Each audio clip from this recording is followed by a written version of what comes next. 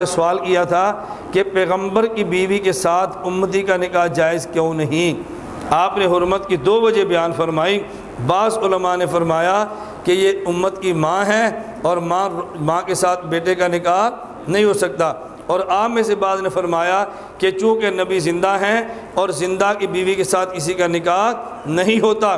میں نے آپ کی خدمت میں عرض کیا، اگر نکاح نہ ہونے کی وجہ یہ کہ امت کی ماں ہے تو یہ ماں جسمانی نہیں، ماں روحانی ہے۔ اگر یہی وجہ ہو روحانیت والی تو پھر استاذ کی بیوی شاگرد کی ماں روحانی اور پیر کی بیوی مرید کی ماں روحانی، اس سے بھی نکاح نہ ہو، حالانکہ نکاح ہو سکتا ہے۔ اور اگر یہ وجہ کہ شہید یہ نبی زندہ ہیں اور زندہ کی بیوی سے نکاح نہیں ہوتا تو پھر شہید بھی زندہ ہے، شہید کی بیوی سے بھی نکاح نہ ہو۔ اب مولانا نوتوی کی بات کو سمجھیں، ایک امتی ہے اور ایک نبی ہے۔ جب شہید پہ قتل وارد ہوا، شہید قتل ہوا، تو شہید کی روح تمام جسم کے تمام اعضاء سے نکل گئی۔ شہید کی روح جسم کے تمام اعضاء سے نکل گئی، توجہ، اور پیغمبر کی روح تمام اعضاء سے قلب اطہر میں سمٹ گئی۔ جب شہید کی روح پاؤں سے لے کر سار تک تمام اعضاء سے نکل گئی ہے تو شہید کی روح اور جسم کا تعلق بھی ختم ہو گیا۔ یہ جو شہید کی بیوی تھی، اس کا تعلق شہید کی روح سے تھا یا شہید کے جسم سے تھا؟ بتاؤ بھائی، شہید کا تعلق اپنی بیوی کے ساتھ جسمانی تھا یا روحانی تھا؟ تو جسمانی تعلق تو تب تک ہے نا جب جسمانی حیات ہو۔ جب جسمانی حیات ختم ہو گئی ہے تو شہید کا بیوی کے ساتھ تعلق بھی ختم ہو گیا۔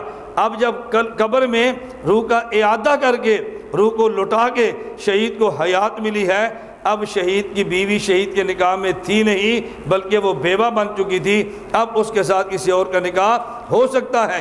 لیکن جب پیغمبر پر موت آئی تو نبی پاک کی روح مبارک کو تمام اعضاء سے سمیٹ کے قلب اطہر میں سمیٹ دیا گیا۔ اب جب نبی کی روح قلب اطہر میں سمٹی ہے، اس کا معنی یہ ہے پیغمبر کی موت آئی تو روح قلب اطہر میں سمٹ گئی ہے۔ جسم میں چونکہ حیات موجود ہے اس لیے بیوی کے ساتھ تعلق نکاح ختم نہیں ہوا، اور جب حیات ملی تو روح کو پھیلا دیا گیا۔ تو جب شہید پہ موت آئی تو روح تمام اعضاء سے نکل گئی، رشتہ روح اور جسم کا ٹوٹ گیا اور بیوی نکاح سے نکل گئی۔ جب روح کو لٹایا، اب بیوی نکاح میں تھی نہیں، کوئی اور نکاح کرنا چاہے تو کر سکتا ہے، اور پیغمبر کی روح کو تمام اعضاء سے نکال کے قلب اطہر میں سمیٹ دیا گیا۔ چونکہ روح کا تعلق جسم سے باقی ہے اس لیے پیغمبر کی بیوی نکاح سے نکلی ہی نہیں، اور جب روح کو پھیلا دیا گیا تو پیغمبر کو حیات مل گئی، اور ابھی تک پیغمبر کی بیوی نکاح سے نکلی نہیں۔ تو شہید کی روح نکل گئی تو اس کی بیوی بیوہ بن گئی، اور نبی کی روح سمٹ گئی تو نبی کی بیوی بیوی رہی ہے۔ تو کسی کی بیوہ سے نکاح ہو سکتا ہے لیکن کسی کی بیوی سے نکاح نہیں ہو سکتا۔ اب بات سمجھ آ گئی؟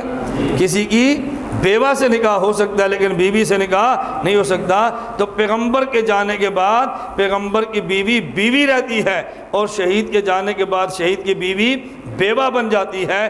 تو بیوہ سے نکاح ہو سکتا ہے لیکن بیوی سے نکاح نہیں ہو سکتا۔